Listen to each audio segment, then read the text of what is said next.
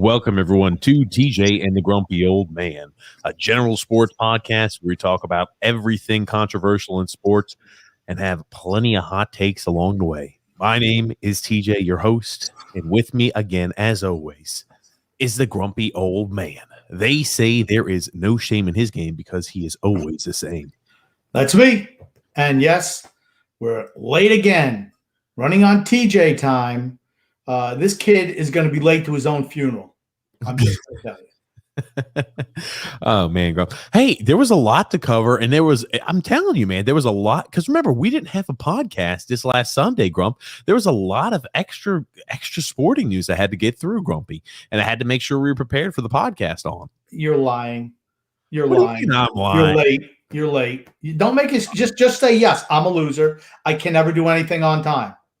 I mean, that's just the way it is. Is that what it is, Grumpy? Yes, that's exactly what it is. Oh, man. But remember, before we get today's podcast started, we go live every Thursday, 9 p.m. Eastern Standard Time. Is it really 9 o'clock? Is it really 9 p.m.? Because today, once again, is like 9:20. 9 o'clock Eastern Standard Time is on Thursday, and 8 p.m. Eastern Standard Time on Sundays, Grumpy Old Man. Yeah, and don't forget, it's not going to be 8 o'clock either. It's going to be after 8 o'clock. This is 8 o'clock and 9 o'clock TJ time. See, that's what you need to understand. TJ time. Is that always late? You're throwing a little caveat in, huh? Yeah, late to his own funeral, this kid. I'm just telling you. Grumpy, you seem a little perturbed and upset. Because I'm ready to go. I've been ready to go. I've been ready to talk, and you're late. I got to call you up. What are you doing over there? I mean, what are you doing? Looking what tank top to wear? I mean, how tough can that be? Yeah, I had to go ahead and pick my tank top, Grumpy. It's a little bit more difficult than you'd think, okay?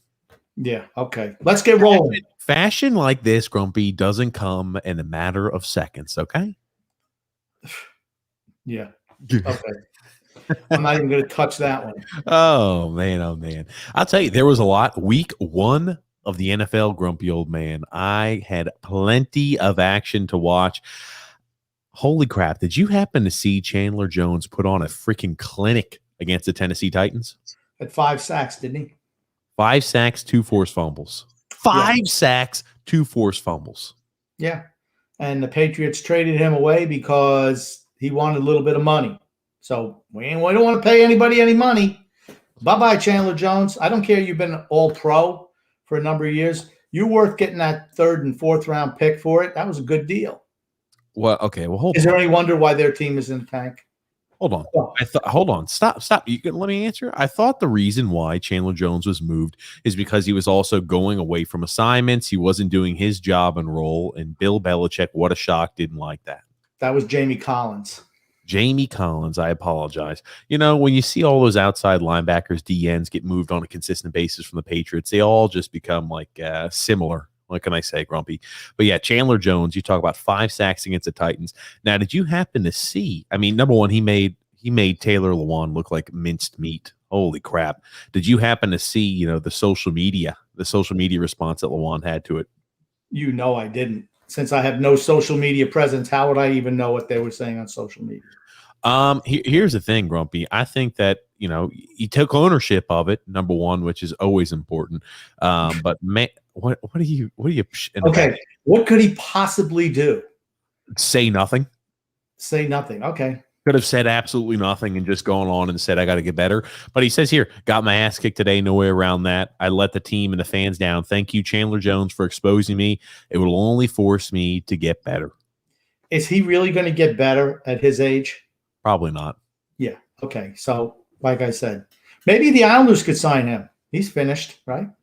Did you happen to see the actual plays as well? I mean, he looked miserable on a few different plays. Did you happen to see any of those clips and snippets? I did not. I must admit. I know he had 5 sacks. I know that Taylor Lewan got owned, but I didn't watch any of the highlights of that game. It was a blowout. Oh, man. Well, don't you worry, Grumpy Old Man, because I've got him here. And again, remember, Taylor Lewan is a guy who was well respected as an offensive lineman in the league. That is for certain, Grumpy Old Man. And I'll let you just watch this. Holy crap. I just want you to left tackle right here. And number 3, significantly smaller, but yeah, that's you can't get knocked over by a cornerback.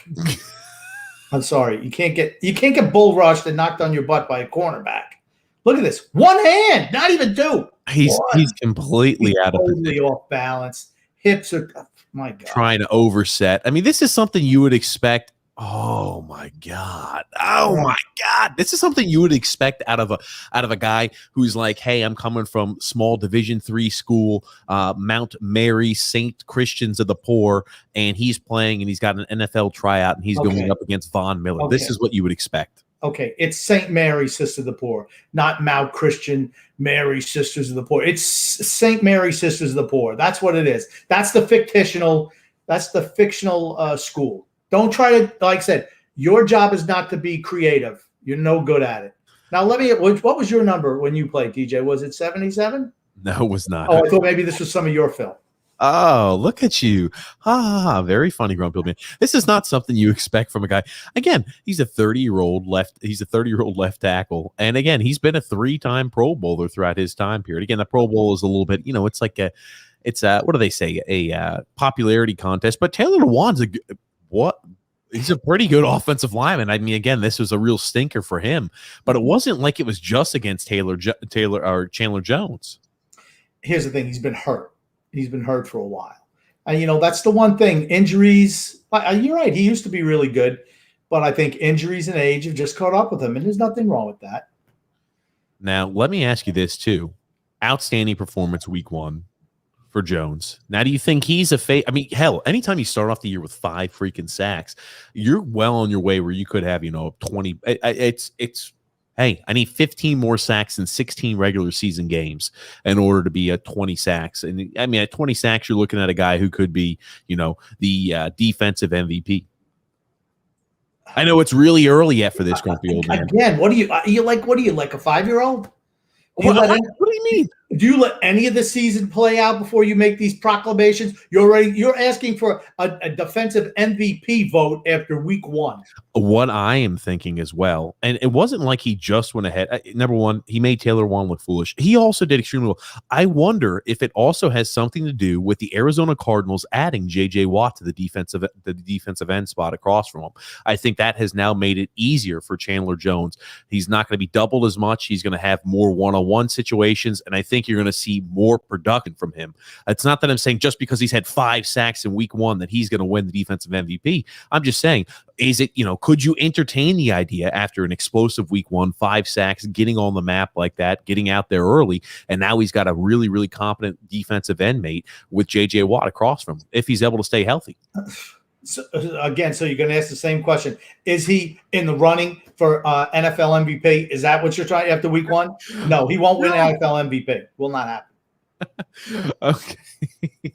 Okay. I hate to just cut through the chase. No, the answer is no. Oh, I forgot to say, make sure again, you like the video, you subscribe to the YouTube channel, like on Facebook and Twitter again, so you don't miss out on any of the action. Grump, I forgot to give that little spiel. I know you usually ride me about not giving it, so I made sure I tried to make up. What can I say? Well, I was waiting so long to start the podcast that I forgot that portion as well. All I'm saying is, Grump, we're going to watch some of these here. 5 sacks, 2 forced fumbles. And let me ask you this. Now, remember, the Tennessee Titans are playing the Seattle Seahawks this weekend. Oh, no, I'm sorry. The Arizona Cardinals are playing the Seattle Seahawks. Who did the Tennessee Titans play, Grumpy? I don't know offhand. I'm not quite sure. Okay, no, the Tennessee Titans play the Seattle Seahawks. Okay, right. Now, do you think very possible and plausible that the Tennessee Titans could start the season 0-2? It's possible. I don't think they're that good. I mean, I thought you look at their schedule. They have a tough schedule. There's no doubt about it. I mean, like, they play in a very, very tough division too. I mean, you look at it, the 49ers are a tough team. They play with the Rams. They play with the Cardinals. Man, oh man, you might see the Tennessee Titans not make the playoffs. Okay. Well, Tennessee does not play in the division with the Rams and those. That's where Phoenix plays. Sorry. You've got, they play the 49ers this year, and they also play the Rams this season. Yeah, they play the NFC West, right. I'm just saying they've got a really tough schedule, and they're playing. You're playing the Seahawks. They've got the 49ers. They've got the Rams. All three of those opponents are very, very tough opponents. And I mean, like, again, the Colts are no cakewalk. You look at it, they've got the Kansas City Chiefs. They play the Colts twice. They play, they play New Orleans Saints. They play a lot of tough teams. The Steelers looked miserable week 1. Man, oh man, Big Ben is finished. But I'm just saying they have a very, very tough schedule, the Tennessee Titans. And starting off the year potentially 0-2, not good for the Titans. Remember, they lost their offensive coordinator, Arthur Smith. He's now coaching in Atlanta. Their defense was not good last year. And it looks like they need some work up front on the offensive line as well. I mean, just looking at this clip right here, you got to figure out how to put a helmet on number 55, don't you? It's supposed to be designed where it's a naked bootleg, but why the hell are you running a naked bootleg where he's coming unblocked? Did you think that he was going to run? I mean, it was a bad sell here because Jones is not buying it at all that Derrick Henry's got the ball. Not at all. Well, because his job is to control edge. He's edge control. He's not supposed to be chasing on the backside. Sometimes they lose. Sometimes they go, okay, let me go ahead and chase down that. But I just don't get the naked boot. Very rarely do they work. And when they don't, you see items like this. So this is sack number 1 and forced fumble. And the big guy scores himself a touchdown. Oh, man, there's Lewan. Yikes. Ooh. Yeah, he just turns the body. And hear it. He's just not moving his feet. Can't move. He can't move. Feet, and he's just getting stopped. He's trying to cement himself down, and Jesus Christ. Okay. I know you love to break down offensive line play, but I'm going to tell you what. Most of the people who listen to this podcast are not interested in a play-by-play breakdown of poor offensive line play. I'm looking at a great defensive end plays. What I'm looking at Chandler Jones, front runner for defensive MVP of the year, Grumpy. Yeah, but here's the thing. You're breaking down, and that wasn't even Lewan's play. He wasn't even beat on that play. It was somebody else. It was Lewan, not Lewan. But yeah, that was number 71. That was not Taylor Lewan. That's correct. Yeah. So yeah, he played poor, but the whole team did. I mean, that's on Vrabel, right? The head coach. Well, this is my point. They played piss poor from start to finish. And this is not like they have a lot of cakewalk games, Grumpy Old Man. That's what I'm saying. This is the Tennessee Titans team that this offseason, they went ahead and added Julio Jones. You'd expect them to maybe take a step forward to be, more competitive. You've added, A.J. Brown, Julio Jones. You expect them to take a step forward, not take a step backwards. Well, Vrabel had to chew out Jones for taking a really stupid penalty. Here's the thing. And Atlanta, I know they had a run a couple of years ago, but they're a loser franchise. And loser players play on loser franchises. And when they go somewhere else, they take the stink with them. I mean, and that was certainly – he's a veteran. This guy's a veteran. He should know better. So you think that the reason why the Titans are going to struggle is because Julio Jones brought the stink from Atlanta to Tennessee. Is that what that is? No, I'm just saying that Julio Jones has that loser stink to him because they make dumb plays. It's just dumb. And they were in the game when that happened. That took away a score from them or a real scoring chance, and then the wheels came off. I mean, he's supposed to be a veteran, and he'd always acted like that in Loserville, Atlanta. And it looks like he took it a little west to Tennessee. Oh man, oh goodness gracious. I just think it's gonna be fun to watch the Tennessee Titans. I hope they don't struggle mightily because you got to figure that's a huge disappointment. And are we going to see Ryan Tannehill of old? Ryan Tannehill had an excellent season last year. Are we going to see Ryan Tannehill convert back to what he used to be? Again, a mediocre to subpar quarterback. Let's give the guy 5 quarters before you say somebody's not going to perform this year. I mean, you're making Hold on. I'm not saying he's not going to perform. I said, are we? And you're saying I'm declaring that he won't. It's a little early, man. You just typical rush to judgment, man. All of you, whatever generation you're from, the geek generation, whatever it is, I don't know what it is. Just so rushed to judgment. What if they come out next week and throw for 500 yards and dominate a team and win? Then what are you going to say? Do you think Ryan Tannehill's throwing for 500 yards? No, I don't. But that doesn't mean that he's going to be revert to what he was in Miami. I'm just saying, I've never been a huge Ryan Tannehill fan. I thought last year was about as efficient as he could have been. It was an outlier. I mean, you look at it, 3,800 passing yards, the most passing yards he'd had since 2015 with the Dolphins. So I just think it's a little bit of an outlier with 33 touchdowns and 7 picks. I just think it was an outlier in his career, and we might see the Ryan Tannehill of old is all I'm saying. I don't expect Tannehill to throw for 30 touchdowns this year, even after they added Julio Jones. Well, Arthur Smith was a good offensive coordinator for Tennessee. Like I said, he's gone now. So when you look at it that way, it's like, okay, maybe the schemes are a little bit different or the play sequences are a little bit different. I don't know what their tendencies are. Like I said, I don't watch enough Tennessee games, and the all 22 tape. I don't watch that. So, I mean, I'm not investing in that. Certainly not to watch Tennessee, maybe Tampa, but not Tennessee. So, I don't know. It's a little bit early, but I'm sure everything is in a state of flux, right? Only 3 preseason games. How much did Tannehill even play in the preseason? I think that has a big thing to do with it also, right? A lot of these teams would have their first units playing in the preseason. So many teams didn't even have that this year. Maybe a series, maybe a half in the whole preseason. So you got to expect things to be a little bit janky to start the season. That's all. Grumpy.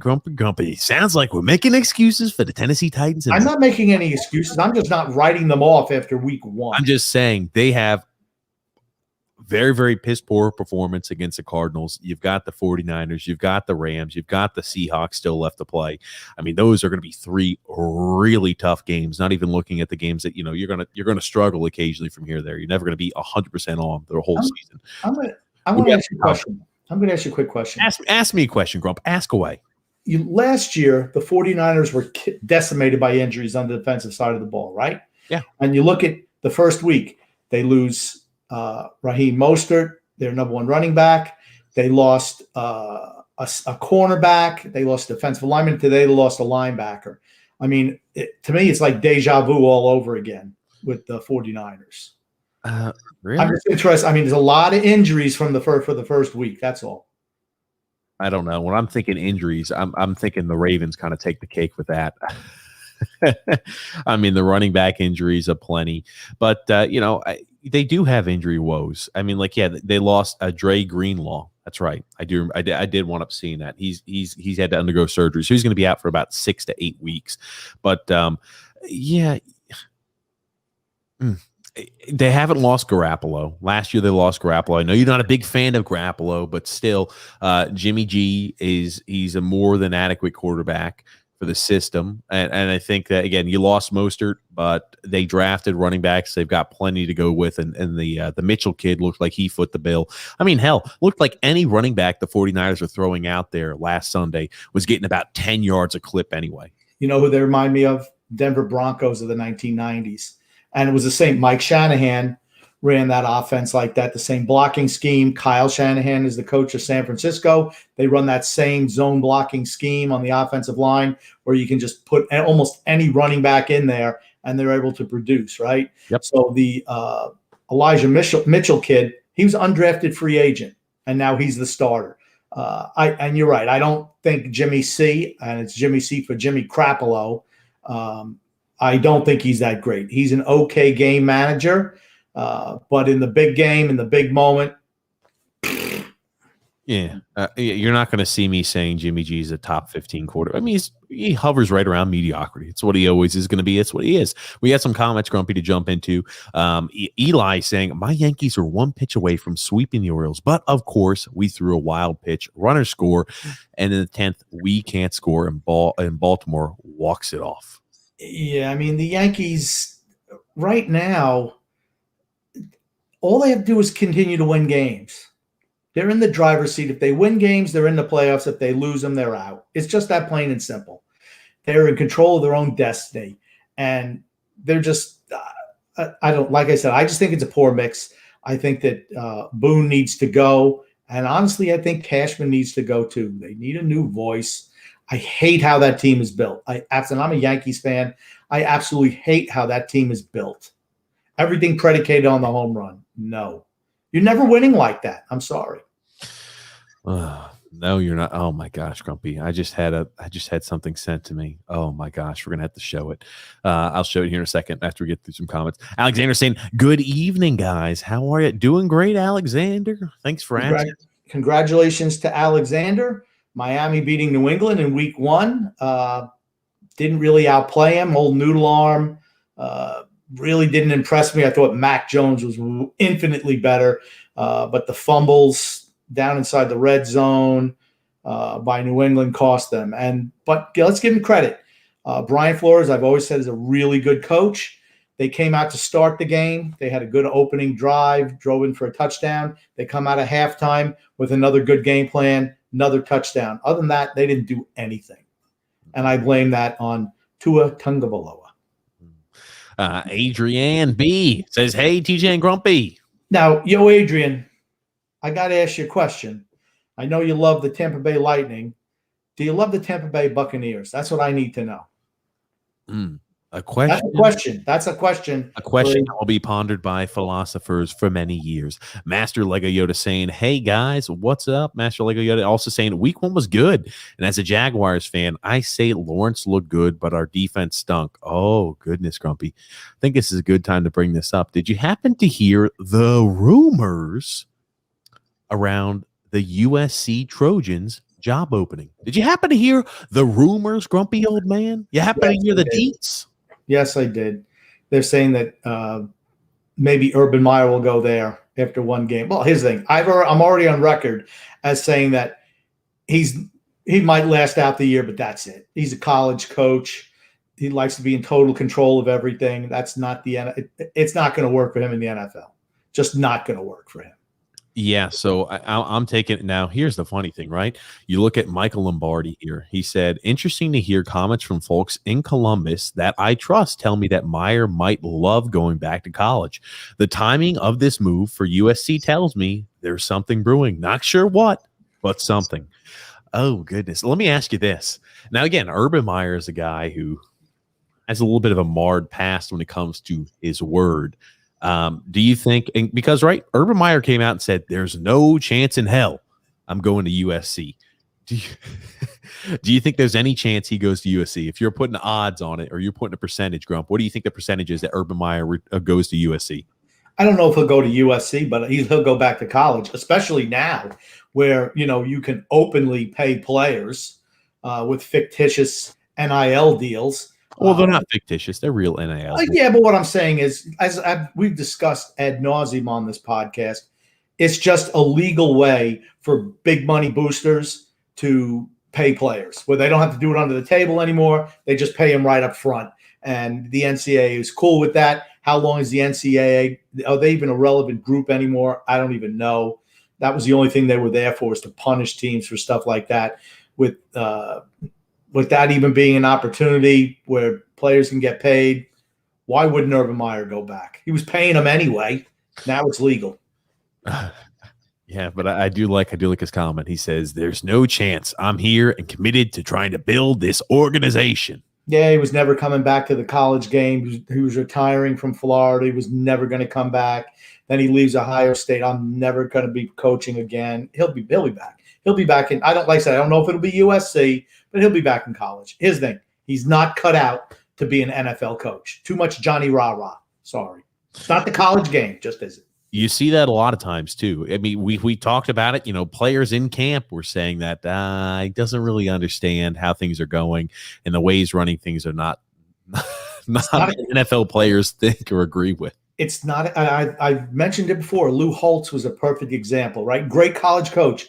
They looked at him like he was a clown when he coached the Jets back in the 1970s. A real clown. He was one and done. You look at Lou Saban. How many years did he last in Miami? One or two? Nick Saban? Nick Saban. Who did I say? Lou Saban? Lou Saban. You're killing me, Whitey. You're killing me. I was going to say, who the hell is Lou Saban? Yeah. You ever seen Lou Saban was a good coach. Coached a bunch of AFL stops in the 1960s and 70s. But, yeah, Nick Saban was a good coordinator in the NFL, but he's really a college coach. And at least he realized it until it was too late. Realized it before it was too late. That is for sure, grumpy old man.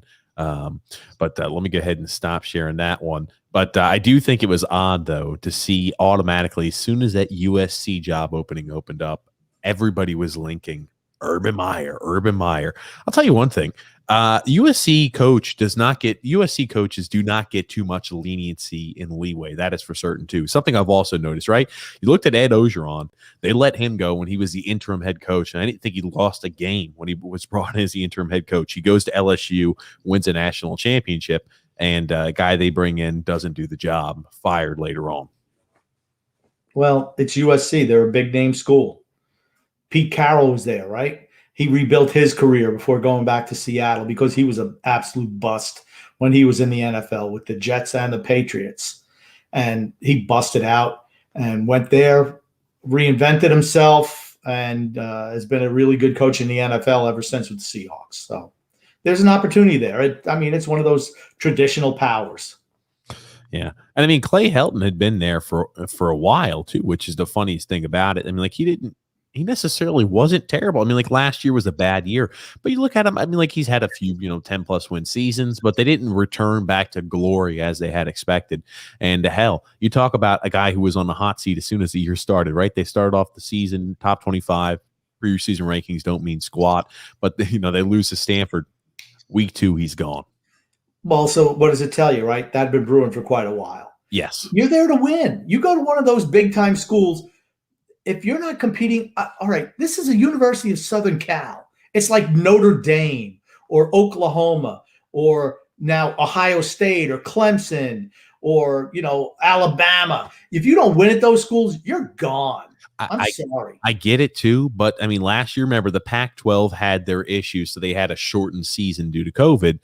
They only wound up playing 6 games. At USC, they were 5-1 last year. So they were 5-1 last year. They started off the season 1-1 this year. Just kind of odd. I think the timing is a little odd, but maybe those USC Trojan faithfuls are like, this is a great day. This was a long time coming, but just based off of taking a quick glance at, I don't know, right? COVID year 2020, 5-1. This year they're starting off 1-1. Bad loss to Stanford, but he's gone. When was the last time USC was relevant? I mean, right? What, 15 years ago? Whenever they played against Mac Brown and Texas. Right. 15 years ago, right? 15, 16 years ago. I'm sorry. It's USC. It's just the way it is. Yeah, no, I get it. I don't deny it. They were competing for national titles every year, every single year. When it was the same schools competing for national titles, and USC was always in that mix. They haven't been in that mix for over a decade now. Now we're going to start talking about how Nebraska used to be a powerhouse, and they've become irrelevant. The same thing with the U, right? Nebraska used to be a powerhouse. Same thing with the U. I'm just saying everything goes in ebbs and flows. U, Miami. Yeah. You got Grumpy. Yeah, well, here's the thing. Think about it. If Miami had been playing today with all those players, they never would have had any violations, ever. Do the colleges really care about education for the players? No, they don't. Absolutely. I mean, so they're going to come down hard on this? Oh, like North Carolina had the made-up class for their athletes. Yeah. African American studies class. You don't have to go. There is no class. Your tutors wrote the papers for you. And everybody gets an A. I mean, that's a pretty good gig if you can get it. Okay, the biggest disservice it does is to the student because you don't learn anything. And who gets a short end of the stick? The individual who does have a chance has a free ride, has a chance to actually educate themselves, and they say, I don't want the opportunity. You're missing the point. No, I'm not missing the point. I'm just saying it's a disservice to the student. The student does a disservice to himself with that. That's all I'm saying. I'm not missing the point. I'm just saying additionally. They don't care about the student. The student doesn't care about going to school. I understand. That's the point. Trust me, I understand that, Grumpy. That's no news to me. I'm just saying. You can lead a horse to water, but you can't make him drink. Those kids are going there to play sports. They just are. Yeah. The vast majority. Alexander said, oh, my God, I saw that sack by Chase Young, and they call that roughing the passer. What a terrible call. Now, I'll bring this up. There's a few things we'll talk about on this one, but Jesus, the calls have been hideous. You talk about the wussification of the sport. Man, oh, man, you're right. can someone explain to me how this is roughing the passer, Grumpy Old Man? Look, it's our boy Andrew Thomas. I was going to say our boy Andrew Thomas getting owned again. Whoop! Oh, hello. He's throwing the ball. He is mid tackle. He doesn't drive down. They'll show the He doesn't drive down. He doesn't drive down. He puts his hands up at the end. He's not trying to pummel him. Here's the thing. They had, of course, their talking head saying what a good call that was, because he could have spun off. I know he took his hand off, but he could have spun off, and he landed on him with his weight. Like I said, he had his arms around him. I know he had his arms around him as he was throwing the football. But what he should do is notice, like almost a matrix. As soon as that ball leaves his fingers, he should be staring at his throwing hand. He should go ahead. You're right. He should go ahead and dismount and maybe actually pick the quarterback back up. Do you want to know what the biggest waste of salary is for all these TV networks? Having an ex-referee come on there to just validate whatever the referees call during the game. Because invariably, they're going to agree with whatever they call. And it pisses me off to no freaking end. You never see one of those referees, just as you mentioned, ever go against a cuff or ever go against a call. No matter what they call out there, doesn't matter how egregiously bad it is, they say, oh, that was a great call. I mean, I would have done the same thing. Oh, yeah. I mean, he's got to do this differently. He's got to do that differently. The player's at fault. Referee, great job. You know what they should? You want to know how this play should have been called?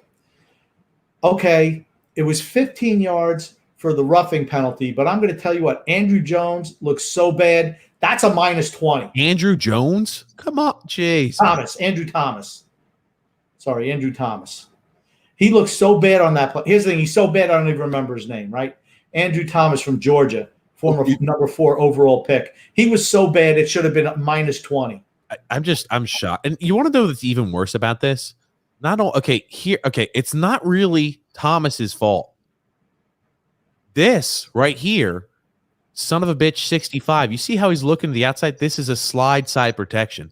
He is supposed to be in that B gap. Andrew Thomas is literally supposed to, when they cut in, he's supposed to pop him, and that's supposed to be the guards man. So what you're seeing here is 65 not doing his damn job because he is mighty late. He's supposed to post it up for the guard when they cut in like that. But what you're seeing here is 65 being completely not paying attention, Gates, not doing his job, leaving this gaping wide hole over here. Because you can see the slide side protection. You see the center working to the left-hand side. Okay, don't give us the offensive line breakdown, please. I'm just saying, I don't like Andrew Thomas. That's not Andrew Thomas. Just say he didn't make the block. No one wants to hear offensive line breakdown calls. No one. Not even offensive linemen. But here's the thing. Your pal number 65, he's a center. He was playing guard. No, he's not a center. He's the guard. He's the Giants center, okay? He was playing guard today because their other guard was so bad that he converted over to guard. And here's the thing. Not 5 plays later, he snapped his leg in half. He's out for the year. Go ahead and rip on him. I want you to dump on him so his mom can listen what a shitty job he did, as he's probably going to lose his leg due to amputation. Good job, TJ. Did he really break his leg? Yes, snapped it. Oh God! Snapped it. Everyone was out there to get him when they got him off the field. It was one of those, a snap job. Without it was so bad that even the announcer said, "Yeah, that injury was so severe, we're not even going to show it." So just think about it. I'm glad they don't show it. I hate seeing that stuff. But I want you to criticize him again, so his mom could listen to it. Grumpy, what can I say? I didn't know he snapped his ankle or snapped his leg in half. I was just saying it was his fault. The reason for that. Listen, I don't. If we have the TJ offensive line show, then you could talk about offensive line calls and all that. I'm going to repeat to you again. Stop getting stuck in the weeds. Okay. Oh man, you know one show and segment that we're going to add permanently to this show, Grumpy. Ugh. It's called the Fans Fighting segment. Fighting fans segment. Oh my God. There was some more fights out there in the stands. We're gonna get to some more comments here, Grumpy, because we got a few here we got to read. Alexander said it also helps that the quarterback in Tennessee has no pocket awareness. Taylor Lewan overrated. Got a question for you guys. He got 5 sacks first game. Do you think he'll have 18 game season? 10 or 12 sacks is considered, or an 18 sack season, 10 or 12 sacks is considered a good season? I don't think so, in my opinion. It's if you get 10 sacks, everyone's going to consider it a good season. I remember when being a 1,000-yard rusher in a 14-game season was like a big deal. But then at 16, it's like, you know what? How many yards is that a game? And now it's 17. So it kind of dilutes all the seasonal stats without a doubt. But I still think 10 or 12 sacks is still pretty good. Yeah, it certainly does. Mike M427 says, "Nice shirt, TJ. I appreciate it. Thanks there, Mike. Not being facetious at all." Oh man. Eli says, "Do you think the Jets can pull a win in week number 2? We dominated in the second half, but the first half was horrible. We also need offensive line to be better. It was atrocious, first half especially." As a Jets fan, you should be encouraged with Zach Wilson's play, because the first half, it was like deer in the headlights. It really was. Mekhi Becton gets hurt again, but he came out and made some plays, took a lot of hits. I mean, a lot of hits, and made some big plays. But just remember, Carolina is not a great team, certainly not defensively. They do play New England this week. I think New England really deserved to beat the Dolphins just by their play on the field. They just don't have that. They're missing something since Brady's been gone, honestly, that killer instinct that they used to have. But that's all right. TJ's bringing another highlight up. Don't worry, Grumpy. You just speak. Don't close your eyes and speak, Grump. I've got a plan for it. Okay. So I just don't think that. I think that rookie quarterbacks are 6-20 against Belichick. But here's an interesting stat. In the AFC East. Hold on. Why are you saying rookie quarterbacks going against Bill Belichick defenses are 6-20? Okay. I got you. Talking about Zach Wilson. Got it. Yeah, since he's a rookie quarterback. Mac Jones is a rookie too, but does the Jets defense really scare anybody? No. Okay, and here's the thing too. When anytime you throw those stats out, I almost don't care about them, because that was also when he had Brady.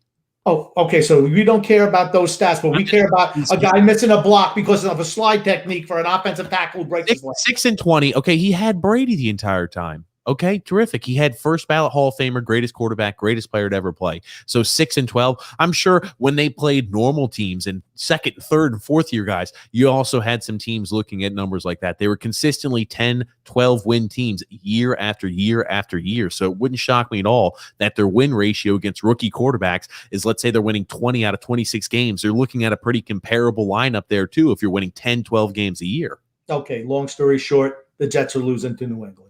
Okay.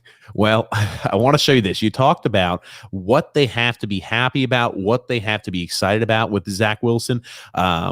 Looked pretty good. I'll tell you one thing. In the second half, once they kind of took the reins off, they let him do his thing. He did look really good. And again, we'll let you watch this throw.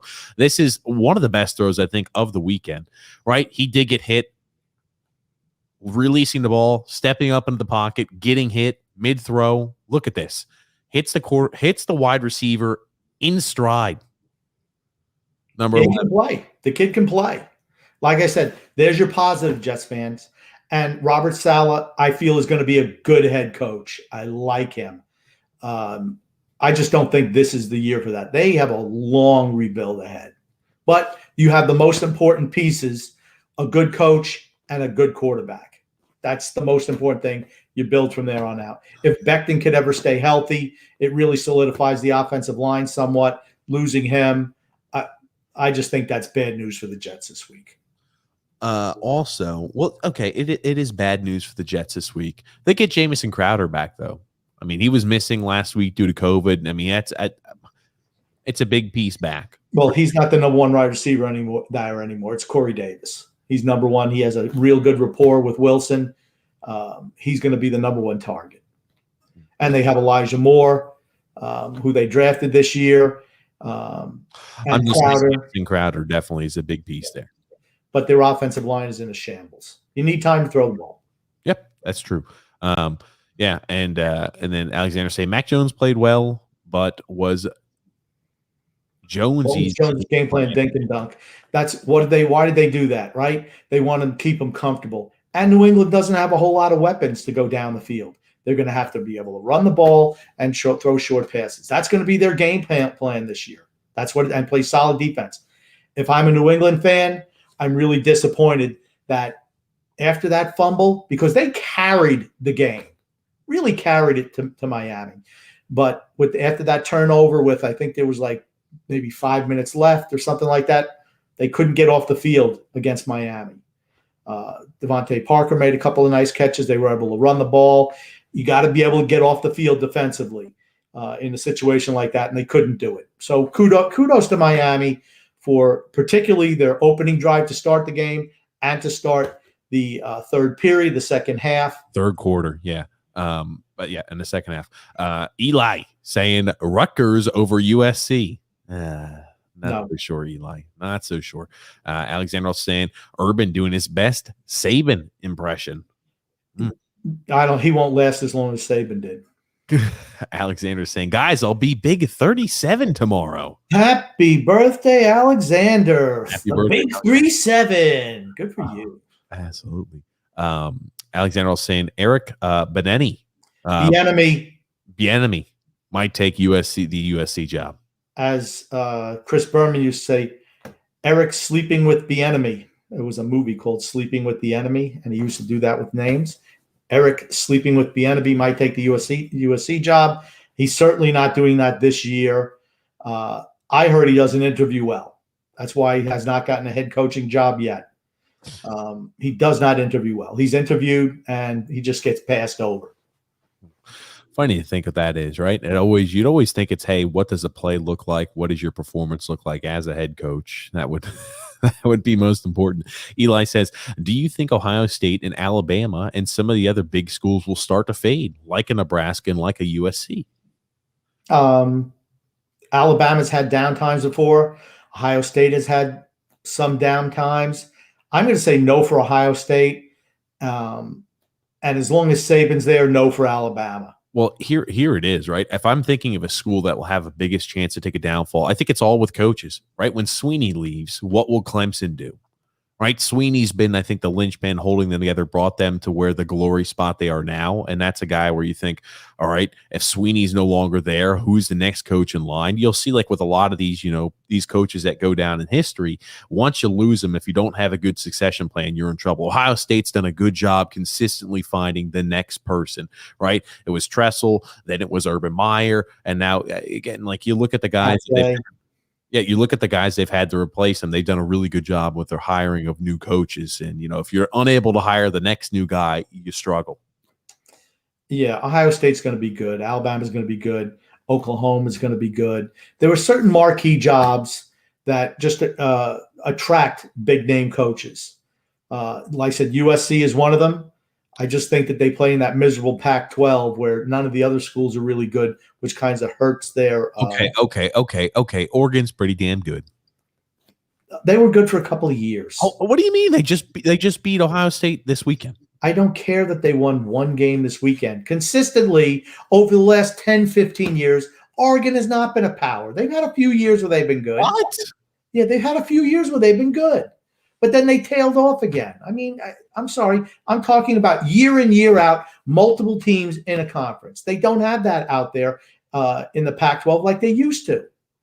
Arizona used to be a powerhouse. UCLA, USC, Washington. I mean, they were all good out there. They're just not anymore.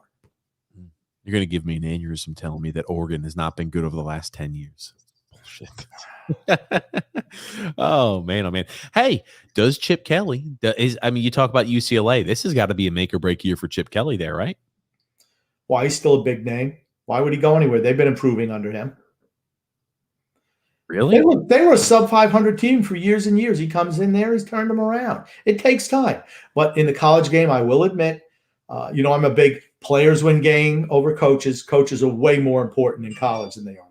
Look at you, a little ding-a-ling on the phone, Grump. You say he's been improving under them. Grumpy. First of all, that was not my phone. That was the warden's phone. Okay, good. I don't care, but I was just kind of giving you a hard time. You talk about UCLA's been improving. He's been there for 4 years now, Grumpy. This is a make-or-break year for certain for Chip Kelly. 2018, 3-9. 2019, 4-8. 2020, 3-4.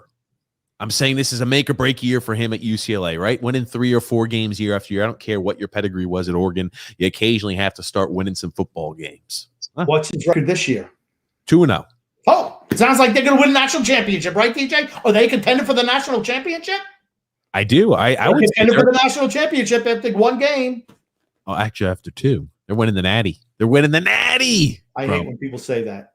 They're Say the winning. full word. Pretend He's like the GOAT. Guess what, Grump? He's the GOAT who's winning the Natty. How do you like that one? I hate it. It's so stupid. It's lazy. It's lazy.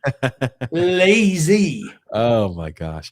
Want to also cover this. Did you happen to see Jason Kelsey's hair had to dye it as part of a bet he had with Zach Ertz?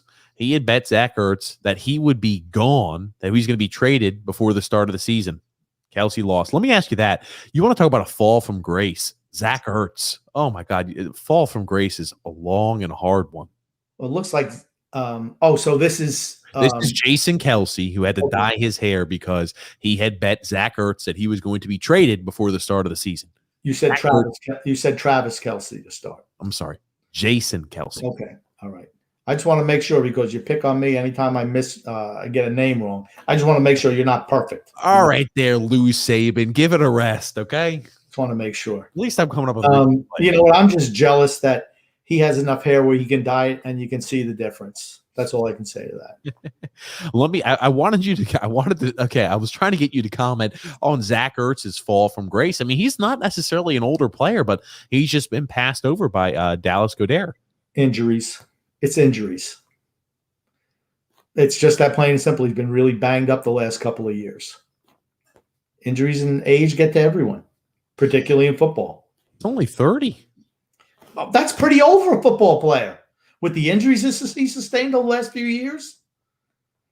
I mean, he's been really hurt badly the last number of years, and he's 30 years old. How long do you think football players last? I'm just thinking it's odd for a guy when he was 2017, 2018, 2019, he was a Pro Bowl caliber player each one of those years. 2020 with COVID, he did get a little banged up, but his production significantly dropped. He went from a guy who was catching the ball 80, 70 plus times a season, having 800, 900-yard seasons, to where 2020 he dropped off and had 335 yards. And week 1 here for the Eagles, he's got 34 yards receiving. I'm just saying the fall was long and hard, and it was quick too. I'm just like, oh man, I never would have expected Zach Ertz to fall off as quickly as he did. He was hurt almost all of last year, and he was banged up in preseason this year. He's a 30-year-old man who plays a real physical position and takes a lot of punishment. How old do you think most tight ends are? They're not in their 30s. Look at Gronkowski. I mean, he's had a little resurgence here. He could barely walk 3 years ago. Even last year, he looked like he was carrying an ice chest on his back all the time. This year, he looks a little bit more spry. It's a real physical position. It's not surprising to me at all. The only guy who's really play into their 40s are guys like Tom Brady. I thought you were about to say quarterbacks, but now this is the segment we're going to have on a weekly basis. Fans fighting in the stands, Grumpy. And I'll tell you this one. We've seen some fights before here on this show to where, hey, it's kind of they're duking it out left and right. You know, there's one big punch, but, you know, they kind of like, start grappling afterwards. Now this, you want to talk about the Washington football team. You mean the Redskins? You can call them that. I'll call them the Washington football team. So you've got, number one, this huge fight that happened in the stands. There's also something that happened earlier on in the game. There was a sewage leak. Holy crap. But I want you to take a watch of this. Now, what always shocks me and makes me think about how the hell this happened is when you have fans that support the same team fighting each other at the games. Again, I always am the big believer there has to be some sort of alcohol involved, but I'll let you watch this one, Grumpy Old Man. Oh, it's something else. We've got Clinton Portis over here, number 26. Jeez. Oh, jeez. That was a blow. Oh my God. Hey, it looks like a hockey fight. He's got his jersey over his face and his whale. That's exactly what I was about to say. We have a hockey fight here. Number 26 is throwing these huge haymakers. I was about to say that's exactly what he's doing. The first one, and you could tell, right? When you get this freeze frame, it looks like whoever this is, Sean Taylor over here, his eye is bloodied. The top of his head is definitely cut and gashed. And you see, right? Perfect technique over here by Mr. Clinton Portis. He puts a jersey over his head and just starts wailing on him. This has not been his first fight with the fans. That's for certain, Grumpy. Yeah, well, is that the whole thing? No. Play the whole thing through. It's better just to play the whole thing through. Okay, Grumpy. Okay, and I'll do play by play. 1, 2. Oh, he's just working. Yeah, Oh my God, play-by-play was down he great. goes. And here's the referee. Play-by-play was fantastic. What are you doing, Grump? And Play-by-play. there's the guy. Oh, he's like, come on, it's over. Okay. Jeez. Yeah. Okay. Anyway, we're gonna go back to actually going bit by bit, so we can. Okay, we don't need to go bit by bit. Oh, okay.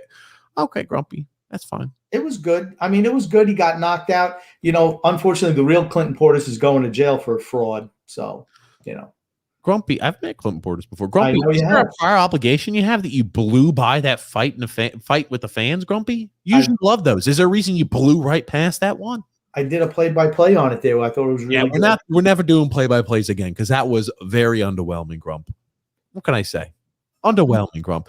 You miss out on all the gold here. You've got the guy in the Rockets jersey over here. What type of guy is holding his hands like this as a fight's going on? That guy right there. That guy right there.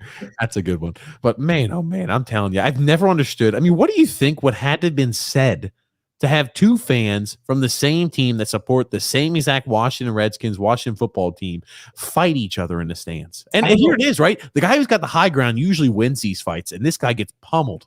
Well, he is much higher than the guy who's got knocked on his keister there. So here's the thing. This guy, he's landed every single punch. This guy's like a human target. As a matter of fact, it looked like this guy looks like Ronda Rousey, and you look like the guy who's knocked on his butt. Oh, gotcha. I am glad though. There's our sober fan. Oh, and here comes another one. I mean, the guy keeps on going for more punishment. The guy who's stepping in and stopping, but man, oh man, why are you not even at least trying to pull back? And thank goodness we had Mr. Referee here saying, "Hey, let's call it off." You had Mother Teresa here in the crowd. John McCarthy. Grumpy. There I am with Captain Black Hat. No, you're the guy who comes over later, well after it's over. Hey, nothing to see here. TJ. Oh my goodness gracious, grumpy old man. Hey, look, Alexander says, bro, TJ breaking down the fight is freaking priceless. I mean, you like it. I mean, you want to know why TJ's able to break down the fights? Because he would never be involved. He's too busy. He wants to come out as the hero, but he waits until it's over. All I'm going to say is I want to introduce a new segment, and I want to have it on a consistent basis, Grump, and you're willing to do a 1 minute blow by on an item that we're going to be making a segment, Grump. You kill me sometimes. You got to work with me here, Grump. Okay. I just don't think we should watch the whole segment through and then you can do your breakdown. Hold on. We watched the whole segment through and you said time for the next thing. That's why we don't watch the whole segment through like that, because you say immediately time for the next thing. Whatever. Move on. Oh my God. What else do you want to know about the fight? It wasn't as good as some of the other ones. I like it where the women are involved. It's much more fun where they start it and then their men get beat up. Well, their men, in air quotes, get pounded before some point because their wives are running their mouths. Wives/girlfriends, their wags. Oh my goodness. Are running their mouths, and the boyfriends take the pound. They have to stick up, yeah. But now, Jesus Christ! Oh, something's leaking here. That's the sewage. This is the sewage from the Washington football team. Hey, it must be coming from the Capitol building. Look at this, though. Holy crap! Yeah, sewage leaking down. Man, oh man, that is. You look at that old guy. He couldn't get out of the way. What's worse, watching a Washington Redskins game or that sewage pouring down on you? What's worse as a fan? Did you hear they were going to ban people from wearing Redskins paraphernalia into the building? Half the people wear Redskins stuff. All the jerseys are all Redskins. Trust me, they're not. Would you ever buy anything that said WFT on it? I'd have to wait until I'd have to wait until there was a new logo and insignia. I'd never wear. That's what I said. The fact that the Washington football team made it as the final 8 as maybe a suggestion they might have as a permanent team name is laughable. It's laughable. I'd never buy anything that said Washington football team. Be creative. It's taken them 2 freaking years to come up with a name. Well, they still don't have it. It's there's a reason why teams are losing franchises. There's a reason. Oh man, though. The sewer leak. Holy crap. You want to talk about something you'd never forget. I wonder if those people who got sewage poured on them, do you think they got free tickets to the next game? No. Really? No. You just think ticket holders. Hey, you know what? Here's a towel. Here's a Redskins towel. We have plenty of them in the back. Here's an old Redskins towel that we want to get rid of. Yeah. We donated half of them into Haiti, and then they're not allowed to sell their merchandise anymore. Oh, the PC police are going to be out to get you. Oh man, Grumpy. Oh Jesus. I also wanted again. There was a lot of football. Now, did you happen to see that Devontae Smith came out and said that he considers himself the best wide receiver to come through Alabama? Again, this is a guy, good week one, hasn't really proven it too much yet in the NFL, but declares himself, and he thinks that, I consider myself the best wide receiver that came through Alabama.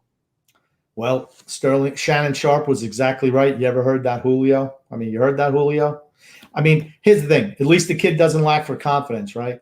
Yeah, I was going to say the kid's got a lot of confidence. That is for certain. But Jesus, again, good week. Do you think Devontae Smith might be able to be, possibly the best to come through Alabama? I guess he could, but like I said, let's pump the brakes a little bit there, Devontae. Hey, I like to see the. I want to see if he gets hurt. He's very, very frail. He is very frail, but Chad Ochocinco's gone on and said he's just different. He's a different type of guy, even though his build looks like that. He is different. Also, that being said, Grumpy Old Man, Jamar Chase had a fantastic week one. You lambaste him. You talk about how he can't see the ball, not making catches, dropping things left and right in preseason. Has an excellent first start of the year. Well, that's why he listens to the TJ and the Grumpy Old Man show. It's a motivator for him. What can I tell you? Oh, man. I guess he could see the ball over the weekend, though, right? Yeah, that was it, Grumpy. Now, what do you think of this? Now, you think this is just Drew Brees being humble? He said, I guess apparently this is what the Saints have been missing. Talking about Jameis. I didn't think Jameis Winston had an okay first start, but people are putting this as, Jameis Winston his rise to the top is inbound, Grumpy. Do you think after week one, after the performance he passed for like 132 yards? He had 5 touchdowns, passed the ball 20 times. And but they were all in the red zone. Here's the thing. Green Bay is right now is not clicking. I'm not going to say that Green Bay is the worst team in the NFL, regardless of how they looked on day one. I know TJ is going to probably jump to that conclusion.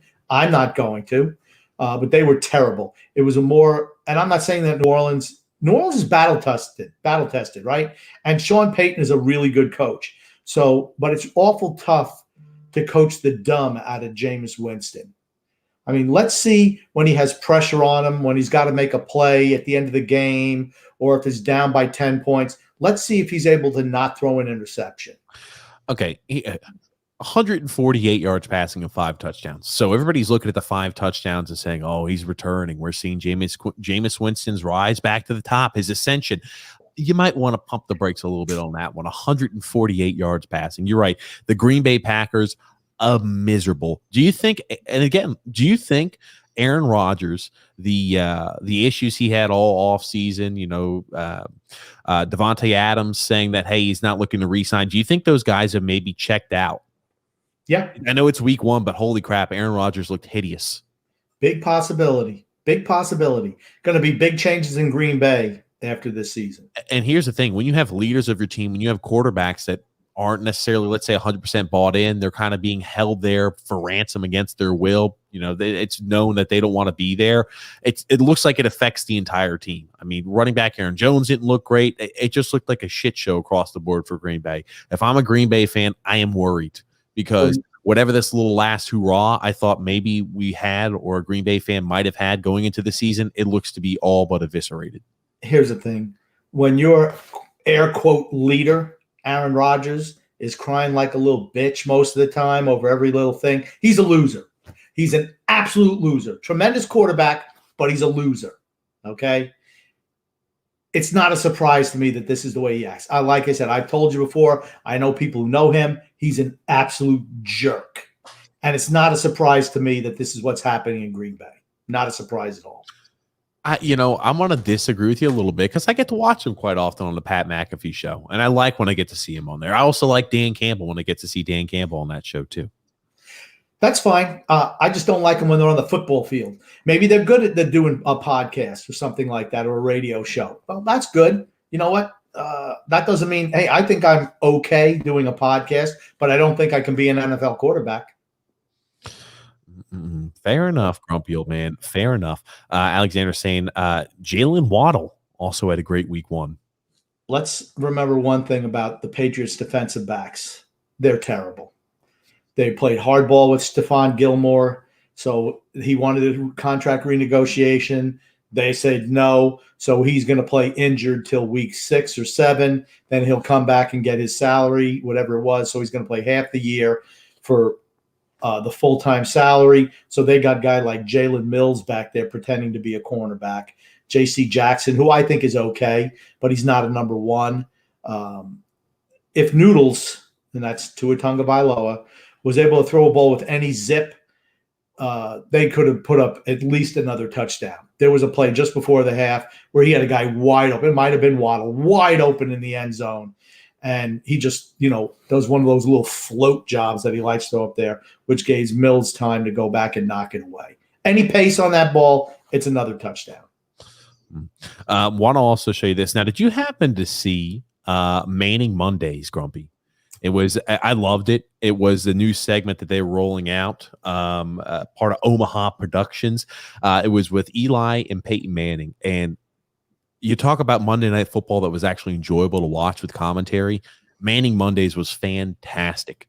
I tell you, I will be tuning into Manning Mondays every single Monday night. I think it's made, for me, it's going to make Monday Night Football exciting again.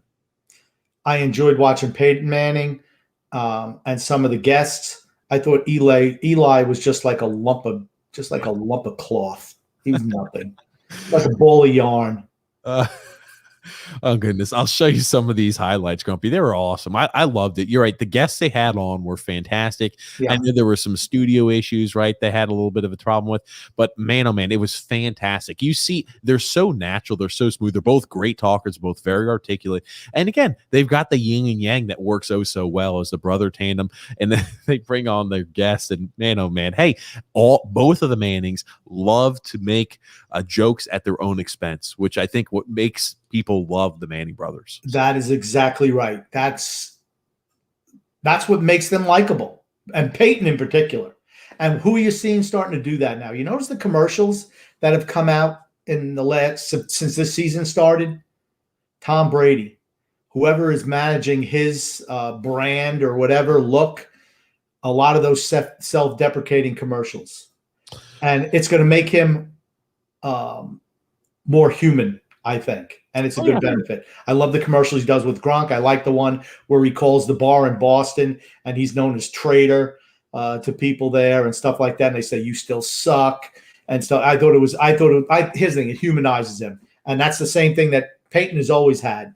He's used that self-deprecating humor, and I think it's real good. I think Eli just is too dumb. Whatever they tell him to do, he does. Well, fair enough, Grump. I'll let you listen to some of this here, Grump. Online can 3-jet church. Here we go. Be alert on the weave here, right? 1 mid trip strike bunch, H cell, 51 scat, H weave rail, Y line, can 3-jet church. Pause it for a second.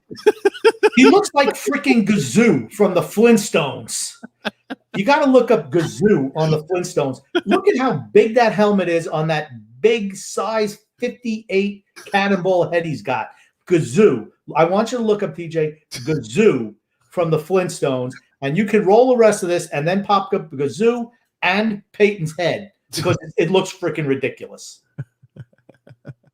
Oh my goodness, Grumpy old man. So keep rolling it and look up Gazoo. Don't worry, I've got it. Don't worry, I've got it already. I'll show quickly here what Gazoo looks like, Grumpy old man, because I think that's spot on. Oh my God, Gazoo from the Flintstones, man. That's it. Man, played by Peyton Manning. Oh my gosh, played by Peyton Manning, Gazoo from the Flintstones. Want to show you though, back to that clip, Grumpy. Here it is. Gotcha. How do they make a helmet like that? Well, it just makes you think how damn big Peyton Manning's forehead is. We all knew he had a big head, but Jesus, it's just because this looks like a normal size helmet, what you'd put on, a normal head, and this looks, you're not kidding, tiny on his head. He doesn't have a forehead. He doesn't have a forehead. He's got an 8 head. Can. What's a can mean? He just canned it right there. Those are 2 plays I just caught. This helmet doesn't fit.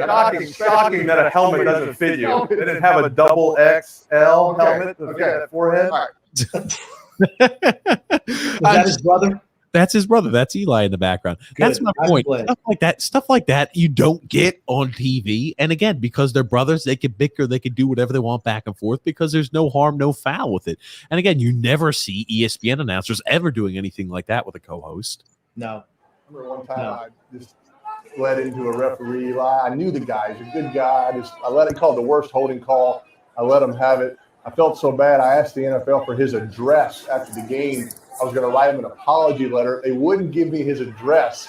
They thought I was going to go and, egg his house or something. I'm like, I just want to write him an apology letter. Like, nobody writes the referees an apology letter. So, anyway, the guy thinks I'm a jerk to this day because I cussed him out for a holding call against the Dolphins in the second quarter.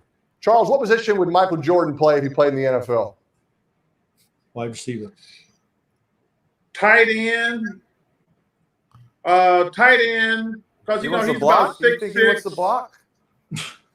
About listen, there's plenty of good tight ends who are in the Hall of Fame who can't block. Your job is to catch the ball if you're a tight end. Stop it, receivers. They're receivers. About Larry Bird. About Bird. No, there's no place for no slow 6'10" guy in the NFL. Who's the second guy I was talking about? Oh, Larry Bird? Larry Bird. Yeah, Larry Bird. Okay. I thought he would ask he's Shaq. Oh, God. And then he could just set the whole defensive line. I mean, that's all he had to say. So they have guests like that. Yeah. And again, right, they bring on guests with great personalities. They brought on Ray Lewis. They brought on Russell Wilson, who actually didn't look like such a robot. They brought on Travis Kelce, not Jason. Travis Kelce. Yeah, they brought on Travis Kelce. I thought it was great. I will be tuning in every single Monday to Manning's Mondays with Manning's Manning Mondays. Oh man, what a tongue tire! But Manning Mondays, I will be tuning into on a consistent basis. We've got our last football item. I know today was football majority, grumpy old man, but hey, the NFL is back. What can I say? I'm excited. It's football season. It is football season, grumpy old man. I wanted to show you this. Now we have a philosophical debate, the debate of the great minds, grumpy old man, regarding, something the Giants did not too long ago, grumpy. But I'll let you listen to this portion here. It's really difficult. And this is Dan Orlovsky talking about the Giants' offense. He's a failed and crush him as a player. When I watch that offense, and I'm literally being honest here, it's the worst offense in the NFL scheme-wise. There's not a single moment where the players are put at an advantage because of the scheme. They're often put as a disadvantage. What do you take from that? I think the offense is very predictable. Yes. They need Saquon Barkley. They need him to play. And just like that, Grumpy, I've always said, and I've been a big believer, and you do not draft running backs with top 5 picks. You just don't do it. I'm sorry. I don't care how great the running back is. Very rarely does it work out. Besides Adrian Peterson, as of late, how many? And was Adrian Peterson even a top 5 pick? Was he 6 or 7? I don't remember. He got hurt his senior year or his junior year in college at Oklahoma. Yeah. So I can't remember where he picked. I think he slipped a little bit because of the injury. But usually picking running backs with top 5 picks just do not work out. Well, they're just not, as of in today's game, it's a waste of a pick, in my opinion. Okay. But there are some guys who just transcend the position. I agree that I wouldn't burn a late mid first round draft pick on somebody. Saquon Barkley was really freaking good coming out of college. And guess what? Even for a miserable Giants offense with no offensive line, he was the whole team. Then he got hurt. Okay. Those are things you can't predict. And that's just the nature of the beast with the running backs, right? It's like a car crash every single play with them. And they don't last. I'm just not a big believer you give them a second contract. But that is my point exactly. Running backs do not last. Why the hell would you waste a top 5, top 10 pick on him? Let's go down the list, Grumpy Old Man. I've got in some running backs. Let's just even look at the last 10 years. Some running backs that are drafted in the top 10 had really good short spurts, but it's almost like after 3 or 4 years, they become invisible again. I mean, look at 2010, right? You had C.J. Spiller, 9th overall. You had Ryan Matthews. You had C.J. Spiller, 9th overall. Would you say he panned out as a 9th overall pick? No, he didn't. But you know what? There's a lot of players who don't pan out when they're drafted early. I mean, I'm just saying if you have the right running back, I don't see why you're ripping on Saquon Barkley. I mean, how many yards did he have with the Giants in his big year? His rookie year? Was his rookie year or his second year? His rookie year. Okay. But, I mean, what were his numbers? Like that? I know you're looking something up. Okay. His first 2 years are pretty good. First year, 1,300 yards rushing, 721 passing. That's over 2,000 yards. No. Receiving. Not passing, receiving yards, Grump. 1,307 yards rushing and 721 receiving. Okay. And he had 15 touchdowns. I don't see how you're complaining about that. Okay. What I'm complaining about is the team had a dire need for quarterback, and they kept Eli, and they determined that we are going to still use the 6th overall pick on Daniel Jones, who is, you talk about a guy who is not the answer. You went ahead and passed up on the guy in Sam Darnold in that year's draft to draft a running back who's been inconsistent and now injury prone at best. Sam Darnold's on his second team because he sucks. How did he look in game one, Grump? How did he look in game one with Carolina? On a bad Carolina Panthers team. Against a bad Jets team. Okay? So he looked okay against the team that was the 3rd worst in the league last year. Let's see how he looks going against a real defense. I'm just saying, I'm not hating on Sam Darnold, but it's like Saquon Barkley has been a better pro than Sam Darnold. Period. Okay. Period. Darnold was on the miserable Jets with a miserable head coach. Okay. I will give Sam Darnold this year to see what he does. This is my thing, though.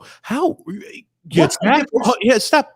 When you draft a running back in the top 10, maybe you've got about 3 or 4 good years with the running back until he starts to tail off. That's just how it looks. I mean, we'll go running back by running back. Is really pissing away a top 10 pick on a guy who might be a stud for 3 or 4 years and then be absolutely irrelevant. Is that worth a top 10 pick? 3 or 4 years, and then irrelevancy? What's the average length of an NFL career? 3 years, 4 years? Hold on, not a top 10 pick.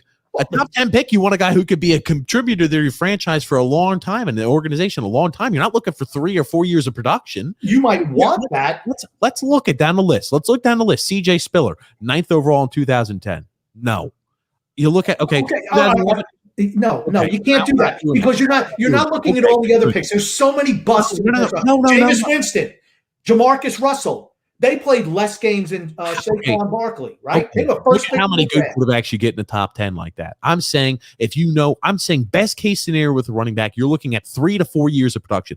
Absolute best case scenario, unless you get a first ballot Hall of Famer, which happens few and far between the top 10. Okay. And 3 to 4 years of production is worth a top 10 pick, in your opinion? 3 to 4 years of production is a top 10 pick. Okay. I'm not arguing that you shouldn't pick a running back high. I think you can get cheaper versions later in the draft. They're disposable pieces without a doubt. But if your comparison is Sam Darnold to Saquon Barkley, the Giants made the right pick because you say, well, Darnold played for a dumpster fire and a bad team in the Jets and a bad coach. Look at the Giants. They're the same thing. This kid was rookie of the year. This kid, if healthy, can play. He takes a moribund offense and he's able to turn it into something. The Giants have wide receiver options. Daniel Jones is an absolute bust. But here's the thing. I told you. Still have wide receiver options. Hold on a second. Hold on. Let me finish. Daniel Jones was an absolute bust. He was not a top 10 pick. He was projected to go in the 2nd round, and they panicked and picked him. What they should have done was drafted a quarterback this year. You sound like you're out of breath, Grumpy, and you sound like you're grasping at straws. I had a hiccup. Jesus, sound like you're grasping at straws here, Grump. They're mismanaged. Dave Gettleman, he'll be gone. Joe Judge will be gone. I mean, I don't know what's happening tonight, but they're a team in trouble. Yeah, there are team trouble. Here's the thing. The Giants, unlike the Jets, had wide receiver threats, have tight end threats. They have receiver threats, and Daniel Jones is never able to do it. Could you imagine a quarterback? And again, the Panthers, I'd say they've got decent threats. They're not a team that's loaded on the offensive side of the ball by any stretch of the imagination. The Panthers are not a great offensive team. Sam Darnold, week 1, what is it, like 270 some odd yards passing, a touchdown, a 67% completion percentage?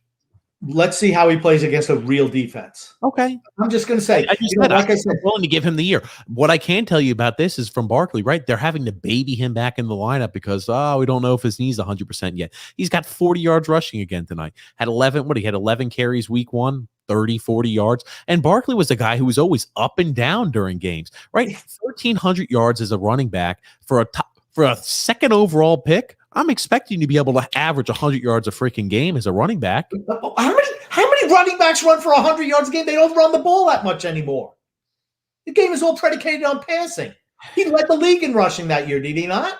So his rookie year, we're looking at one really fantastic year by Barkley. The next year, he had the banged up high ankle sprain because guess what? Running backs do get hurt a lot and hit a lot. And the year after that, he tears his ACL. So you're talking about in the 3 years that he's been here, not looking at this 4th year that he's on currently, he's had 2 years where he's had an injury-riddled season.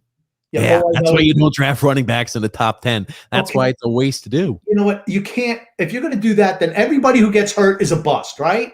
If that's your mentality. I'm not saying, once again, that you draft running backs in the first round. I'm saying if the guy is totally superior to every other on the board, and I'm going to tell you what, he's a better player than Sam Darnold, period. You make that pick. You pick the best athlete every single time. That's how you do it. You don't reach. You don't reach for Daniel Jones. You pick who's the best player at the time. The Giants mismanaged this year's draft. There you go. You keep them going. I hope Sam Darnold has you eating those words because I can tell you one thing. I don't have to worry about Barkley putting up 1,400 yards rushing anytime soon.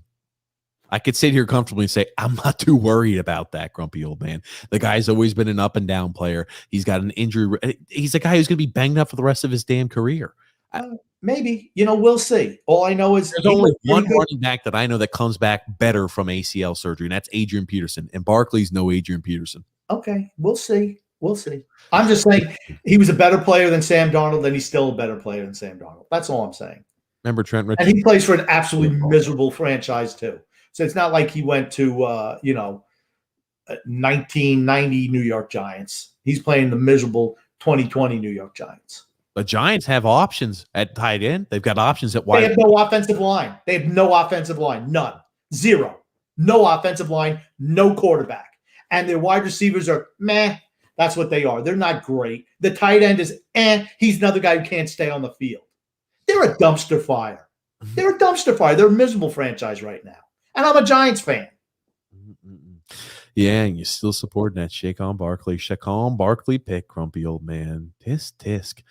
John P. said 2013 Giants third quarter, Daniel Jones, 16, I think, for 22, 163 yards, 1 touchdown, 113.8 QBR. Sounds like he's just kind of managing the game, Daniel Jones, right? I know he ran for a touchdown. He's been running for a whole bunch of yards too. But I've never been a big fan of having your Dave Brown consistently rely upon your feet in order to be successful. He's Dave Brown.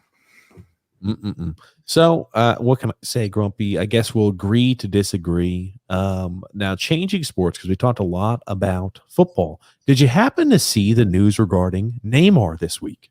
No. Wow. It's almost like I've got to do all the news looking for you, Grumpy. I sent you an article of what Time Magazine was going to say, and you haven't even hit on that. About what? Time Magazine, Athletes of the Year, and who they put on the cover. That loser, Simone Biles. Let's say, hey, you know what? We're going to recognize the quitters. What a joke. Now, did you happen to see? No, you didn't see this. So Neymar has an ethical clause, and you always wonder, like, hey, what does it cost? Can people be bought, and what's the price tag on it? Neymar has his ethical clause. He gets paid roughly about $500,000 a month. It's okay. So £5 million a year. About 5.5 million pounds is what they have it estimated at. About 5 million pounds a year. He gets paid to be courteous, punctual, friendly, and available to fans. Also, not to make any religious statements about, because he's a big fan of, he's a big Christian, and he was made on the public stage back in 2015. He's always like having Jesus, I love Jesus on his headband, items like that. But he signed this clause to where he can't have any type of religious or political statements. So he can no longer support Jesus like on a public stage like that. And he's got to be courteous, punctual, friendly, and available to fans. I bet you. 5.5 million. I bet you if he was anti-Jesus, they would say you could do anything you want. That's what I say. No. What the? What? I'm just saying when you so what? So what if he's a Christian? Why do you feel it? It's not about that. I'm just saying you wonder what people's price are. Hey, you got to be courteous. You can't speak out. You can't speak poorly of the club. You can't do a lot of different things. But 5.5 million was his price, right? And you see some teams they don't have ethical clauses like this, and he's got an ethical clause. That's all I'm saying. Okay, whatever. Like I said, any way you can make money, go for it, Neymar. I mean, have you ever heard him speak negatively about his club in the past? I never remember him talking garbage about Barcelona or Santos.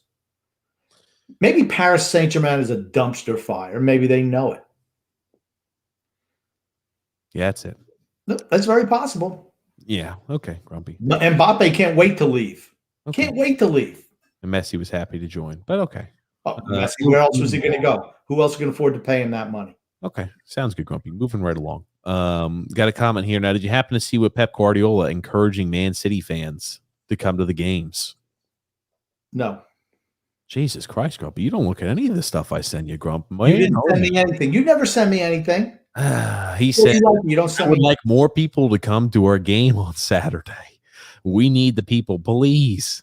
We'll be tired. I invite all of our people to come to next Saturday at 3 p.m. Hey, do you not find that odd? Man City's having to try to advertise to their fans to come to the games via the manager. Yeah, I wonder why. You wonder why, don't you? Maybe Man City fans are just fair weather. Honestly, I can't put two and two together because Man City's putting out a good product over there year after year. But when you look at the actual crowd and you look at the freeze frames, there's not a lot of people going to those Man City games. And you look at this too, right? Who they playing though? They said how clubs are fiddling the figures, and they talk about, hey, they say usually on average about 53,000 people come to the Man City games, but they find a way to say we have X amount of tickets sold, but people don't actually show up. You're looking at the actual figure of people that show up, about 45,000. That's right around the amount West Ham has supporters, less than Tottenham, less than Man United. And you're just thinking to yourself, okay, Man City's been a team that's been pretty dominant over the last 3 years and can't fill the stands. Well, what's the big thing that Man City's been unable to do? And the one thing that the Arab group that owns them wants? Champions League. They just can never get the job done. After a while, it's like the Atlanta Braves. Even they were winning years ago, people weren't going to games. Why? They win division title every year, and they get knocked off. Eventually, the fans tire of that. They want a team to take the next step, go to the next level. And maybe they don't see Man City as making enough moves. Or here's the thing. I'm going to tell you what. If they had acquired Cristiano Ronaldo, they'd be selling out every single game, and people would be there. That was a mistake by them not getting him. Yeah, we'll see. I guess we'll see. I'll tell you one thing. I know Man United's lost to Young Boys this week, but everybody's leaving out the fact that a red card, about 30 minutes into the game and the match. So I'll take that with a grain of salt. Yeah, well, you know what? A loss is a loss, and you remember what I said. They'll probably get knocked off in the quarterfinals of Champions League, if they even make it that far, and they'll come in, fourth in league play. You're going to be eating your words like you do in a lot of those takes, Grumpy. Okay, we'll see.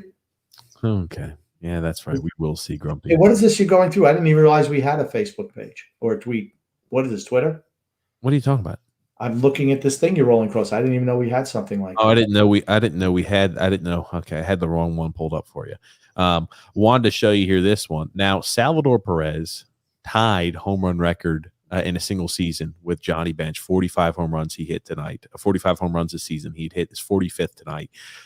You talk about impressive. One of those things that had shocked me, for the home run leader for catchers in the history of the sport, Mike Piazza's not on this list. He's not number one most home runs in a season. It's tough. I mean, the Salvador Perez was every game when he was playing catcher. He's a catcher. Okay, I know he's a catcher, but is he playing every game as a catcher? He could be a DH. He could, because remember the DH. If you don't catch every game, you can still DH, and it saves wear and tear on your legs. I mean, it's a tough position to play. That's why you don't see guys hitting a whole bunch of home runs, even in today's day and age. That's still quite an achievement. I am wondering how many times he struck out this year, as opposed to how many times Johnny Bench struck out when he hit 45. He did have, I think, 15 as his home runs were hit while he was a DH. Okay, so he's got 30 as a catcher then. Okay, so so really it's not 45 as a catcher. See what I'm saying? It's just typical. Oh, he's like Johnny Bench. No, he's not even the same stratosphere as Johnny Bench. Period. Fair enough. And I like Salvador Perez. I really do. Came back from a big injury last year. Nice to see him succeeding, but please, he's no Johnny Bench. Certainly not as a hitter. He's not, but he's going to have that record. That's for certain. Roberto Clemente Day, grumpy old man, was yesterday too. I always like looking at this. I always love looking at this highlight from Roberto Clemente, grumpy old man, and I'll let you watch it. They always argue, hey, is this one of the greatest highlights in the history of sports or the history of the MLB? Jesus, talk about a cannon. 1971 World Series. He had a tremendous arm. You talk about a cannon. Boom. Didn't he crow hop? Just one step. Boom. Yep. Right to the catcher. As Manny Sanguian was the catcher there. Look at that. I mean, geez, Louise, man, oh man. It's a one bouncer right to the catcher. Yep. He was tremendous. Nobody ran on him. Nobody ran on him. I could imagine that. Oh man. I always he was the first guy I saw hit a home run. Is when I saw the Mets. Gosh, I think it was 1971. I was like 10 years old or something like that. We went there for a Boy Scout trip, and we were like in the upper deck. Willie Stargell hit a home run that we couldn't see because you're that high up. It's like, oh yeah, okay, they're running around the base. It's a home run, and Clemente hit one. They were a good team back then, the Pirates, really good. Yeah, unfortunately, they have experienced some real dark times. But I also remember him dying in a plane crash. I think it was Christmas or New Year's. I think it was New Year's Day, 1973. He died in a plane crash trying to fly aid to Nicaragua, who had an earthquake, and he died in a plane crash. Yep, that's what happened, Grumpy. It's a sad story. A guy, cut short. Now, one last item, kind of change. Oh, we got a few comments here. Alexander saying, Grumpy, TJ, you guys need to watch the 30 for 30 documentary, Once Upon a Time in Queens. It's on ESPN Plus right now. Matter of fact, I DVR'd it, and I said, it's on ESPN Plus. I'll watch it on that. So this way I can free up some DVR space and not have to watch commercials. John P. said, Grumpy old man, your opinion on Jerry Grote, 1969. Jerry Grote, not Jerry Grote. Yeah, okay, Grumpy. Believe it or not, I wasn't around when Jerry Grote was playing, so excuse me if I didn't phonetically pronounce his name correct. Okay, Lou Saban. He was number 15. They had a really good backup catcher too in Duffy Dyer, but Grote was really good at calling pitches. That's when the catchers would call games. You didn't see the dugout wasn't calling plays or not telling the catchers what to call. He was okay as a hitter, but it was really his command of the pitching staff, which made him really good. And he had some timely hits in 1969 when the Mets won the World Series. Just part of the Miracle Mets. Ed Kranepool at first. Buddy Harrelson was shortstop. Don Clendenin was also playing first base during that series. Al Weiss was playing second. You had Swoboda in right, Tommy Agee in center, Cleon Jones in left field. Third base was always a dumpster fire like their whole career, but it was Ed Charles was playing third base. And they had the pitching staff of Seaver, Kuzman, Gentry, and Nolan Ryan out of the bullpen. And their closer was Rod Taylor that year. It was an amazing, amazing year for the Mets. Amazing Mets. That's why they got the name, the Amazing Mets. I remember Cleon Jones getting arrested in Alabama, where he's from, and he was with a underage girl in a pickup truck. Not a good look. No, not a good look at all. As Anna said, Grumpy, Simone Biles going through a lot. Did you see her testimony about Larry Nassar? I'm not sure how to pronounce that name. Sexual assault, U.S. gymnastics, knew of it and did nothing. I'm very proud of her making a statement. Yeah, like I said, I have no use for her. I think she's doing everything right now is damage control when she backed out of the Olympics because she wasn't competing at a high enough level. I'm sorry. I just look at her as a quitter. Good to see, Grumpy. Good to see. It was hot. Here's the thing. I don't think she has any mental health issues at all. None. Absolutely none. Like I said, it was not her first time on the big stage. She'd been there before. She's been a winner before. And sorry. Changing topics. Evander Kane said that he's going to be exonerated of these allegations. When he was asked, have you ever bet on the NHL? He said, not at all. Have you ever gambled on any one of your own games? He said, never. And have you ever intentionally tried to lose a game? He said, no. That's right. It wasn't that what Pete Rose said too? He's definitely sure as hell not going to say, yes, I've been gambling on my own games. So deny, prove it, right? That's exactly. You're going to have to prove it. I'll let you listen to this little clip. Teammates, some of them have spoken up. They've talked about how you like to gamble. So what things do you typically gamble on? For me, yes, I've gambled before. I think that's well documented. It was a big part of my life for quite a number of years. It's something that I would say I definitely had a problem with at certain points throughout those years, certain times more than others. I gambled the night before a playoff game. Wasn't supposed to be doing it, did it, and obviously didn't do very well that evening. And Kane's going to get a penalty here. Took down Stats, and now he throws a punch. Yes, Grumpy. Her question was, what have you gambled on? He still has not answered that question. I know. I'm going to tell you what. He gambled on hockey. I'm going to flat out tell you he did. Okay. Well, yeah, let's listen to the whole bit, and then I'll let you comment on it, okay? Colin Miller, and that's going to probably get him the game. But, when you have a problem, sometimes you can't control your decision-making at that time. And I think that was an example of, my problem getting the better of me. I had a gambling problem. And I wanted to stop at that point, and I'll let you comment. I had a gambling problem. Based off of the responses that he's giving us, I think he still has a gambling problem. I don't think at all he's done gambling. I think it's something he still enjoys doing. I think, just as you mentioned, has he gambled on games? Maybe. Her specific question to him was, what do you gamble on? What have you gambled on? He wouldn't answer it. Okay. So, you know what? Then my next follow-up, well, what have you done to stop the gambling issue? Have you gone, what have you done? And he wouldn't have an answer to that either. I'm not trying to rip on him.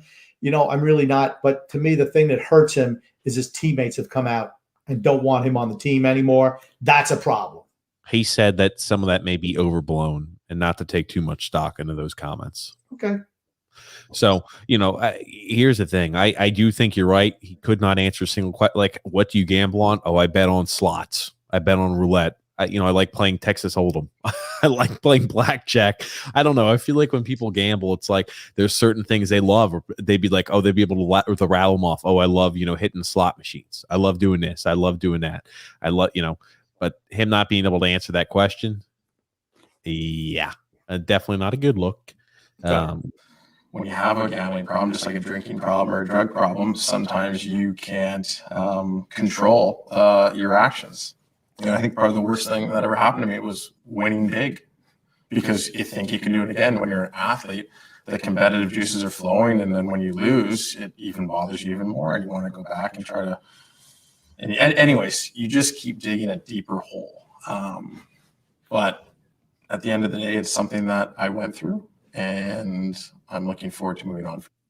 He went through, he's looking forward to moving on from it. I'm not sure. I haven't really heard too much, because you still hear that he has these issues, and you look at it like some of his teammates, and he's like had Instagram stories that he's put on his portion, Grumpy Old Man, and on his Instagram, where he talks about how he got gambling for dummies or something like that by teammates. And again, like, this is during 2020. So you just have to figure, I'm like, yeah, I think you still might be gambling. Once again, her question was, what have you gambled on? And the follow-up question is, what have you done to cure yourself of this addiction that you had. And of course, this is what happens when you get a sport. Somebody who doesn't really want to know the answers.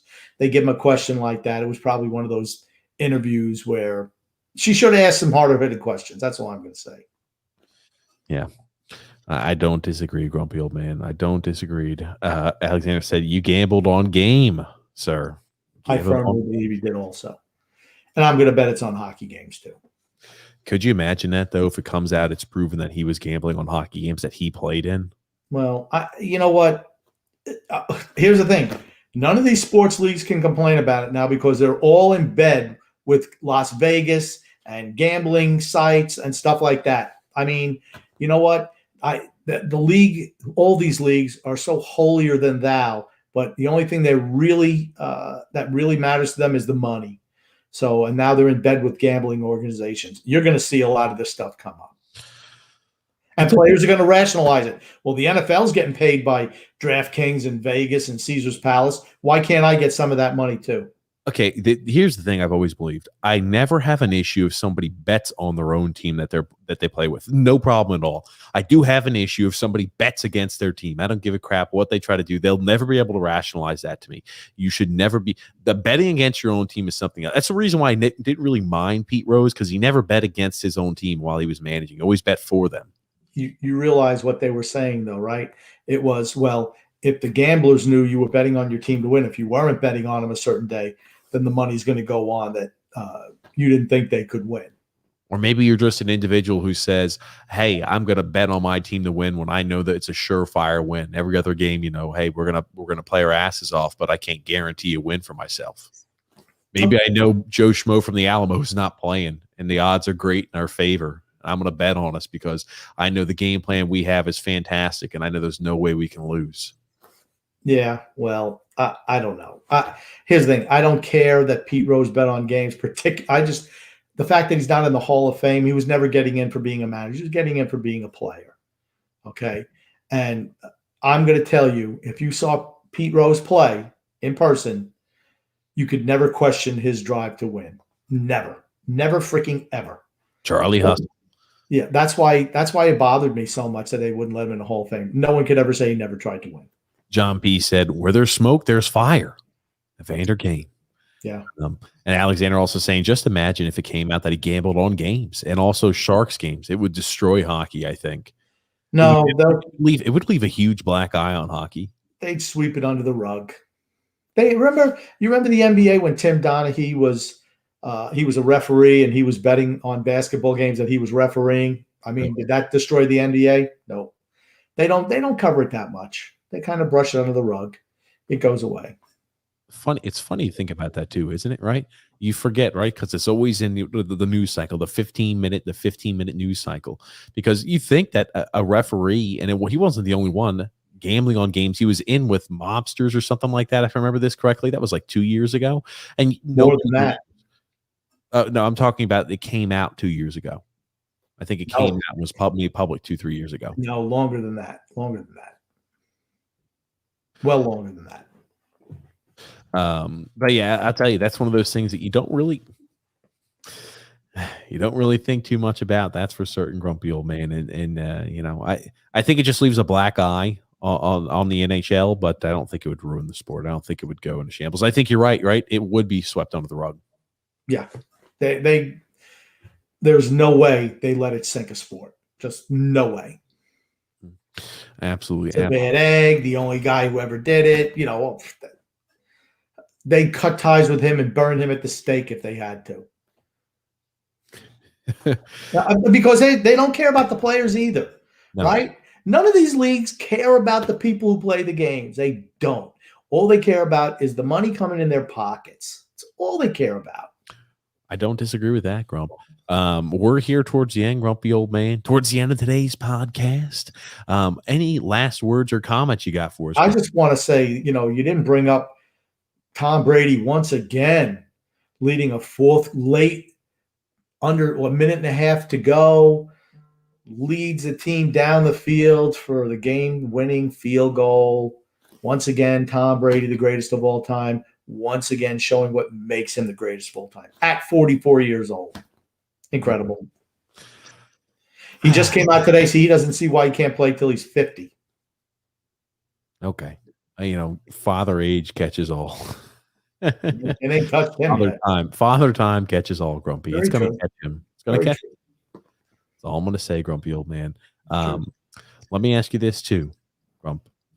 What other comments do you have? Because I know there's something you like to say at the end of every podcast. I just want to say love and laughter to everyone who listens and even those who don't, from TJ and the Grumpy Old Man. Well, thank you again, Grumpy Old Man, for being a part of the podcast as always. Thanks so much to you tuned in and listened to the live stream and podcast. Again, we go live every single Thursday, 9 p.m. Eastern Standard Time, every Sunday, 8 p.m. Eastern Standard Time. The best way to let us know you support what we're putting out there is by liking on Facebook, subscribing on YouTube, and following on Twitter. And dropping a little like down there, maybe a comment in the YouTube section. But again, Grumpy, thank you so much. And thank you for listening to the podcast today. Got a lot of stuff coming up here for this Sunday. A lot of football action we got to cover. And man, oh man, Grumpy, you love to talk sports, and I love to talk sports. We'll be back